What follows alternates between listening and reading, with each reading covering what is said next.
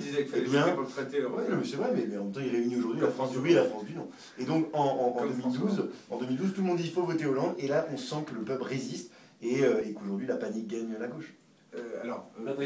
Plusieurs mots. D'abord, il y a quelque chose qui est clair, c'est qu'il ne faut pas confondre les salles et les scores et les votes. Sinon, Jean-Luc Mélenchon serait probablement élu au premier tour de l'élection présidentielle. Bon, ça, attendez, la campagne n'est pas terminée, il est déjà très haut. Il est déjà très haut, mais je pense que dans tous les cas de figure, il y aura quand même 2 tours. Bon, premièrement.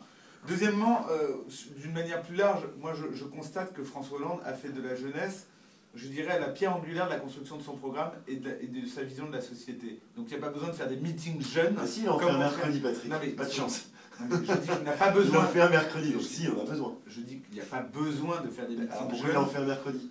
Il en fait un, mais il n'en a pas besoin, parce que tout le monde sait que c'est la pierre angulaire de son programme. Et que tu n'es pas au courant. Il t'a pas invité. Non mais c'est pas la question, il y aura un meeting jeune, il y a des jeunes dans tous ces meetings, les jeunes sont... Non mais il n'y en a pas besoin, il le fait, mais c'est pas pour ça qu'il n'en avait pas absolument besoin. Pourquoi? Parce que contrairement à Nicolas Sarkozy, il ne présente pas la jeunesse comme un problème, il ne présente pas la jeunesse comme une source de délinquance, et quand il parle de jeunes, François Hollande, il ne parle pas de bande d'eux et de délinquance et de criminalité, il parle de l'avenir du pays. Voilà. Et la priorité dans le programme de François Hollande, c'est l'éducation, et en termes de budget, et en termes de, je dirais, de visibilité. Donc je crois que là-dessus, il y a une très très grande clarté. En plus, moi, il y a quelque chose qui m'a gêné dans le meeting de ce week-end avec les jeunes, c'est qu'il y avait 2 forces aux commandes. Il y a les jeunes populaires, de Benjamin Lancard, qui est plutôt, moi je trouve, le visage humaniste et agréable de l'UMP et de cette campagne. Et puis en même temps, il y a l'UNI. Et l'UNI, c'est la droite universitaire, que moi j'ai connue dans le temps à Assas, beaucoup plus à droite qu'universitaire, mais l'UNI a aussi changé. Mais sur tous les gros sujets, immigration, sécurité, tous les propos, on a l'impression que l'UMP dérape. Les propos de Guéant, les propos d'Hortefeux. À chaque fois, il y a l'UNI derrière.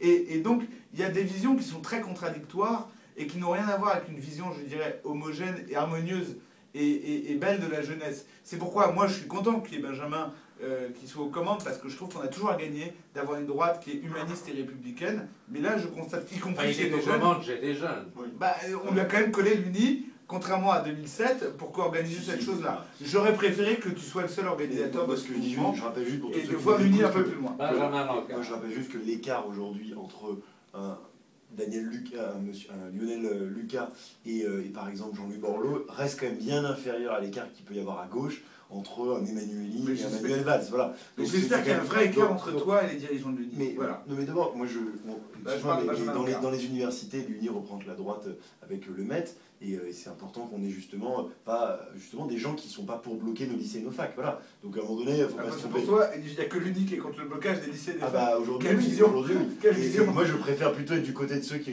laissent nos étudiants étudier que du côté, comme le PS le fait avec l'UNEF, de ceux qui bloquent et qui empêchent les jeunes de travailler. C'est juste une parenthèse. Mais ce que je dis juste, c'est que sur ce sujet-là de la jeunesse, d'abord, Nicolas Sarkozy a mis en place au cœur de son programme, déjà au cœur de son bilan, il veut réformer l'ordonnance des mineurs pour frapper les mineurs comme les majeurs, il veut la rétention de sûreté pour les jeunes délinquants. Il n'y a pas de problème, on a compris son programme jeunesse, c'est son programme sécurité. La réforme de l'université, le 10e mois de bourse, ça c'était une demande très importante de tous, la construction de logements étudiants qui n'a jamais été aussi importante pendant la 5ème République, la volonté aussi de réformer les lycées professionnels. Donc il a mis la jeunesse au cœur de son action, et puis tout simplement, aujourd'hui les jeunes savent très bien que d'un côté il y a effectivement quelqu'un qui dit je mets la jeunesse au cœur de mon programme, mais qui ne dit rien parce que du coup il nous condamne à avoir le destin de la Grèce, de l'Espagne, à être en faillite, c'est François Hollande. Et puis il y a ceux qui disent nous la jeunesse c'est l'objectif que ce soit une jeunesse autonome, une jeunesse au travail, une jeunesse silencieuse justement qui a son mot à dire et qui participe à l'avenir de notre pays.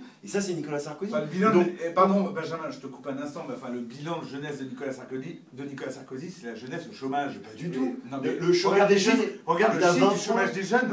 En France, il n'a jamais été aussi élevé depuis combien de temps? Est-ce que tu connais tes chiffres? Il a augmenté de 2 points, il est passé de 18 à 20 points. On est au plus haut depuis 12 ans. On est au plus haut depuis 12 ans. Voilà le bilan jeunesse de Nicolas Sarkozy. Qui imagine qu'avec la crise, avec Ségolène Royal, ah oui, elle a bon dos la crise. Elle a bon dos la crise. Moi je dis juste qu'en Espagne... Donc on est responsable de rien, c'est ça le discours du le taux de chômage. Attendez. Donc on est responsable de rien. Ah mais pas du tout, on est responsable du jeunesse au chômage, les seniors au chômage, et on est responsable de rien. Le taux de chômage des jeunes en Espagne, il est de 50 points, il a doublé, en France il a augmenté. Regardez l'Allemagne, vous nous donc effectivement on a le meilleur, le deuxième point sur le bilan jeunesse, c'est l'apprentissage et l'alternance. Pendant des années, les gens sont venus à la télé en disant qu'il faut faire de l'apprentissage et de l'alternance, c'est le fait d'apprendre un métier et d'être en entreprise et d'apprendre des compétences à la étrangement le discours de François Hollande. Eh bien, quand vous faites ça, eh bien, ça fait depuis 2009 que c'est une priorité. On est passé de 500 000 apprentis à 600 000 maintenant, et ce sera 1 million d'ici à 2015.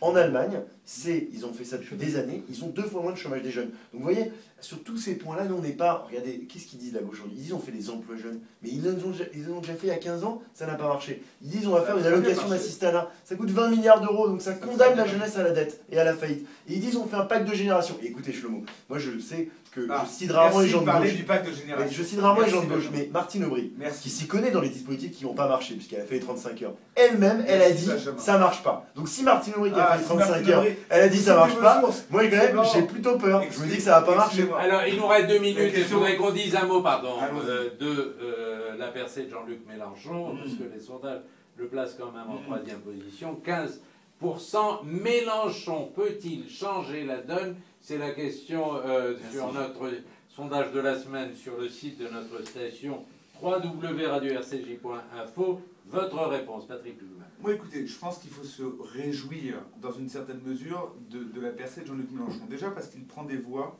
y compris à Marine Le Pen. Ensuite, parce qu'il prend de force une organisation qui a quand même une tradition démocratique assez peu établie, qui est le Parti communiste, et qui, mine de rien, c'est lui qui remet un petit peu des forces d'extrême gauche avec un visage qui est quand même un petit peu plus sympathique, un petit peu plus, nettement plus républicain, ce qui n'est pas la tradition de ces organisations, alors que c'est la tradition de Jean-Luc Mélenchon.